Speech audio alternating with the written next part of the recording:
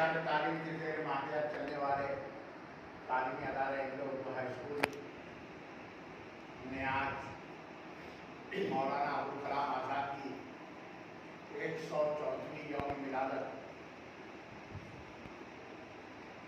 शानदार तरीके पर मनाई गई। आज की इस यौम मिलादत की कमेटी के चेयरमैन जनाब Faisal Ahmed Mohammad Shakeel, Indo Urdu high school के प्रिंसिपल जनाब जमील सर साहब, जनाब आरिफ सर साहब, जनाब मुश्ताक सर साहब और तमाम मौलवीन और मौलमा साथियों, आज मौलाना अबुल कलाम आज़ाद की 104वीं यौम विलादत है। इस मौके पर उनकी खिदमत को हमें जरूर याद करना चाहिए। मौलाना अबुल कलाम आज़ाद कहाँ पैदा हुए, सियासी और समाजी और मजहबी खिदमत उनकी क्या थी, ये तमाम बातें आप बखूबी जानते हो।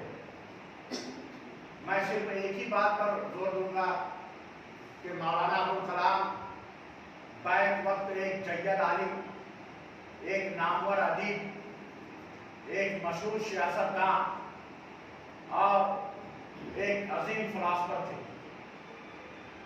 उन्होंने हिंदुस्तान की आज़ादी में जो कारनामा अंजाम दिया है वो तारीख में अपनी एक रोशन मिसाल है। हिंदुस्तान की आज़ादी की लड़ाई में महात्मा गांधी, पंडित जवाहरलाल नेहरू, सरदार वल्लभ भाई पटेल, इनके साथ कांधे से कांधा मिलाकर मौलाना अबुल कलाम आज़ाद ने अंग्रेजों के खिलाफ जहाद का ऐलान किया और इन तमाम रहनुमाओं की अजीम कुर्बानियों से हिंदुस्तान को आज़ादी हासिल हुई। दोस्तों और साथियों, मौलाना अबुल कलाम आज़ाद के फार्मूले को अगर उस वक्त के कांग्रेसी रहनुमा मान लेते और हिंदुस्तान अखंड भारत रहता तो आज इस हिंदुस्तान के अंदर मुसलमानों की पोजीशन बहुत ही मजबूत और मुस्तहकम है। मौलाना आज़ाद का नजरिया था कि अंग्रेज जब हिंदुस्तान को आज़ादी देगा तो पाकिस्तान नहीं बनना चाहिए, बल्कि बांग्लादेश, पाकिस्तान और हिंदुस्तान एक अखंड मुल्क, अखंड भारत रहना चाहिए, ताकि हिंदू और मुसलमान दोनों मिलजुल कर इस मुल्क की तामीर और तरक्की में हिस्सा लें। आखिर तक मौलाना आज़ाद का ये मौक़िफ़ रहा कि किसी भी हालत में पाकिस्तान नहीं बनना चाहिए। उसकी वो ये दलील देते थे कि अगर पाकिस्तान बन गया तो हिंदुस्तान के मुसलमान सियासी, मजहबी और माशी तौर पर कमजोर हो जाएंगे, उनकी ताकत खत्म हो जाएगी।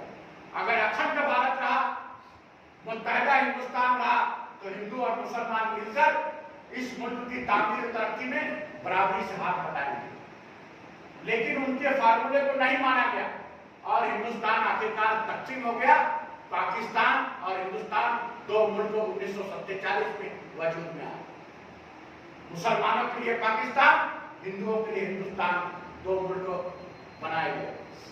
और हिंदुस्तान की तकसीम के बाद आज हम देख रहे हैं कि इस हिंदुस्तान में मुसलमान सियासी, मासी और समाजी तौर पर कितने कमजोर और नाकाम। दोस्तों और साथियों, अगर मौलाना आज़ाद की बात को मान लिया गया होता, उनके फार्मूले को कबूल कर लिया गया होता, हिंदुस्तान और पाकिस्तान एक रहता, तो आज हिंदुस्तान की पार्लियामेंट में 547 MP चुनकर आते हैं, तो पूरे मुल्क से कितने मुस्लिम MP आते हैं? कभी 35, कभी 30, कभी 25, इससे ज्यादा मुस्लिम मेंबर पार्लियामेंट नहीं आते। 547 मेंबर पार्लियामेंट में, लोकसभा में मुसलमान कितने? कभी 35, कभी 40, कभी 30, कभी 25।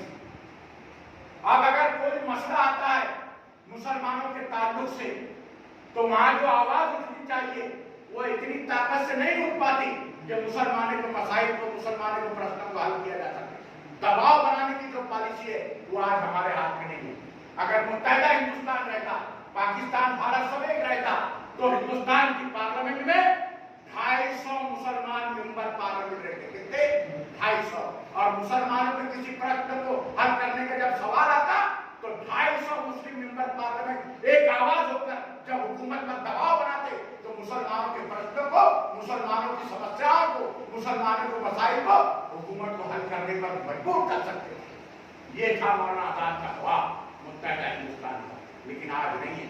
और इसी तरह मुत्तहिदा हिंदुस्तान रहेगा तो आज सिंध, पंजाब, कश्मीर, सूबा सरहद, बलोचिस्तान, बांग्लादेश, आसाम और अपना हैदराबाद, ये 8 स्टेट में चाहे किसी भी पार्टी की हुकूमत रहती, चाहे किसी भी पार्टी की सत्ता आती, मुख्यमंत्री मुसलमान रहता, मंत्रिमंडल मुसलमानों का रहता।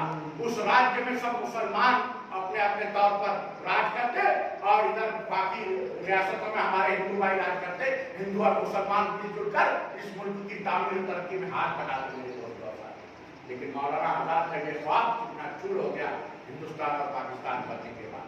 दोस्तों और साथियों, आज एक ऐसे अजीम रहनुमा की हम योग विरासत मना रहे हैं कि अगर उनका ख्वाब अगर पूरा हो जाता, मुत्तहिदा सियासी तौर पर, मजहबी तौर पर, माशी तौर पर एक मजबूत कौम बनकर रहे थे। लेकिन अफसोस, सद अफसोस कि उनका ये ख्वाब पूरा नहीं हो सका। हम यहाँ पर सब जमा हुए हैं। मैं उनको मौलाना अबुल कलाम आजाद को तहे दिल से खिराज अकीदत पेश करता हूँ। अंजुमन इरशाद तालीम की तरफ से, एंग्लो उर्दू हाई स्कूल की तरफ से, अंजुमन इरशाद तालीम उर्दू प्राइमरी स्कूल के तमाम टीचर और स्टाफ, मौलवी और मौलमात की तरफ से उनके यौम विरादत पर उनको पुरखुलूस खिराज अकीदत पेश करता हूँ और अल्लाह ताला से दुआ करता हूँ कि मरहूम की कब्र को नूर से भर दे और उनको जन्नतुल फिरदौस में जगह अता फरमाए। आमीन सुम्मा आमीन आमीन।